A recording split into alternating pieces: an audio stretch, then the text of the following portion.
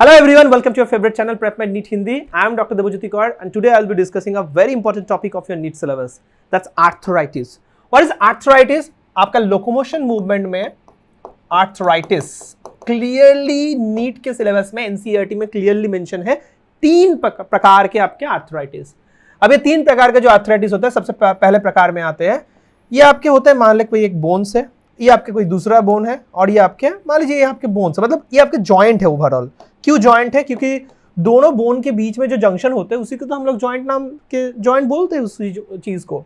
अब देखिए ये जो आपके दोनों बोन मतलब बोन्स के बीच में जो जंक्शन है यहाँ पे ऐसे एक मेम्ब्रेन है जिस मेम्ब्रेन को हम साइनोवियल मेम्ब्रेन के नाम से जानते हैं. और ये साइनोवियल जो मेम्ब्रेन होता है यहाँ पे क्या होता है, ये साइनोवियल मेम्ब्रेन जब इन्फ्लेम्ड हो जाता है तो उसको साइनोवाइटिस बोलते हैं. जॉइंट इन्फ्लेम होता है, जैसे मान लीजिए ये जॉइंट का इन्फ्लेमेशन चल रहा है तो इसको हम लोग बोलते हैं आर्थराइटिस बोलते हैं. तो this is arthritis, this is synovitis. अब इसमें साइनोवियम के इन्फ्लेमेशन होगा तो व्हाट इज ऑस्टियोआर्थराइटिस? पहले प्रकार होता है ऑस्टियोआर्थराइटिस. में जस्ट ऑस्टियो लिखा क्योंकि आर्थराइटिस तो मेन कैटेगरी ऑफ डिजीज है.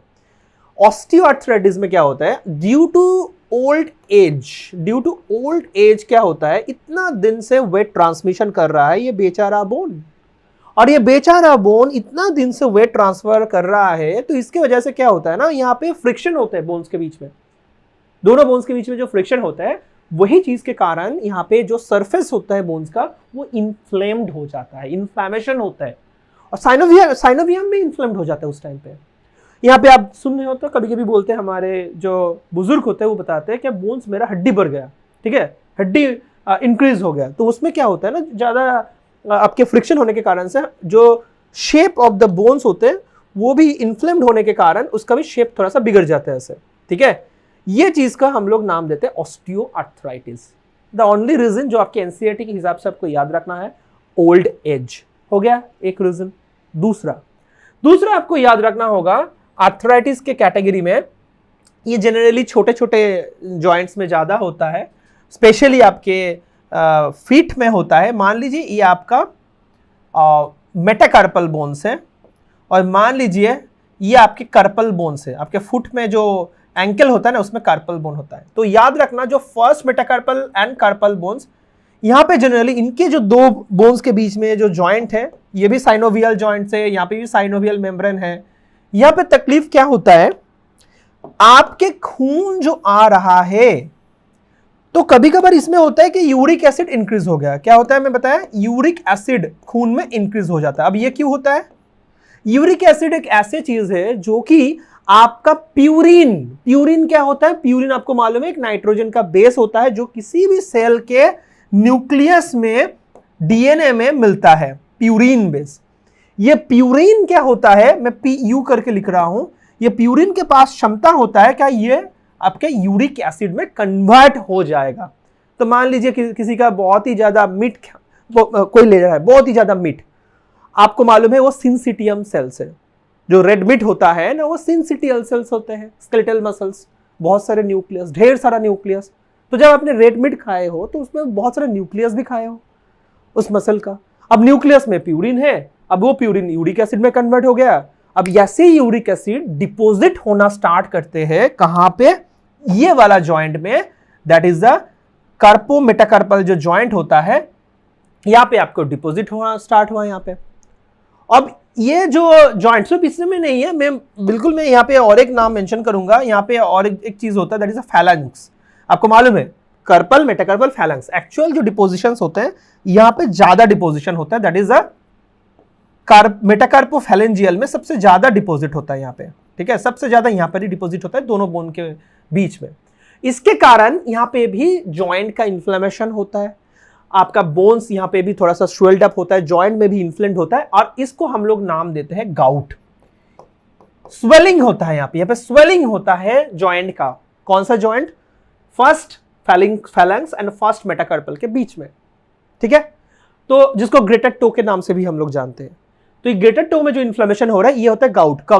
तो गाउट का एमसीक्यू है, यूरिक एसिड ज्यादा होने के कारण में आपके ये जो मेटाकार्पल फैलेंक्स के बीच में इन्फ्लेमेशन हो रहा है इसको गाउट हम लोग बोल रहे हैं. अब देखिए ये ऐसे कोई मतलब फिक्स नहीं है कि यहाँ पर ही सब मतलब होगा, दूसरा किसी जगह पे भी हो सकता है, मगर मोस्ट कॉमन ये आपके फर्स्ट मेटाकार्पल एंड फैलेंक्स के बीच में ही होता है। एंड थर्ड कैटेगरी, जो कि बहुत ही इंपॉर्टेंट कैटेगरी एक डिजीज है, जिसको हम लोग नाम देते हैं रूमाटॉइड आर्थराइटिस। और ये बहुत इंपॉर्टेंट इसलिए है क्योंकि ये एक ऑटो इम्यून कैटेगरी के डिजीज है। आज के दिन पे ये डिजीज का संख्या धीरे धीरे इंक्रीज हो रहा है। अब ये ऑटो इम्यूनिटी क्या होता है? ऑटो इम्यूनिटी मैं यहां पे लिख रहा हूं आपके लिए। ऑटो इम्यूनिटी क्या होता है? ऑटो इम्यूनिटी का मतलब होता है कोई भी चीज जो हमारे बॉडी का खुद की चीज है, बॉडी का इम्यूनिटी उसको ही अटैक कर रहा है। जनरली बॉडी का इम्यूनिटी किसको अटैक करना चाहिए? जो बाहर से आ रहा है, बैक्टीरिया, वायरस, उसको अटैक करना चाहिए। अब बॉडी का खुद का चीज है, उसी को अटैक कर रहे हैं। बेचारा बॉडी का ऑर्गन डैमेज होगा इसमें, वही चीज यहाँ पे हो रहा है। तो जनरली जो ये चीज होता है ना, ये भी आपका ये हाथ के बोन्स में ज्यादा होता है, बहुत कॉमन होता है। छोटे छोटे जॉइंट्स में ज्यादा होता है, बड़े जॉइंट्स मतलब इस सब में कम होता है, छोटे जॉइंट्स में ज्यादा होता है। ठीक है, कार्पल, मेटाकार्पल इस सब में होता है। तो यहाँ पर भी मान लीजिए कोई कार्पल, मेटाकार्पल, ये सब इनके बीच में एक जॉइंट है। और ये क्या होता है प्रॉब्लम, आपको समझाता हूं मैं।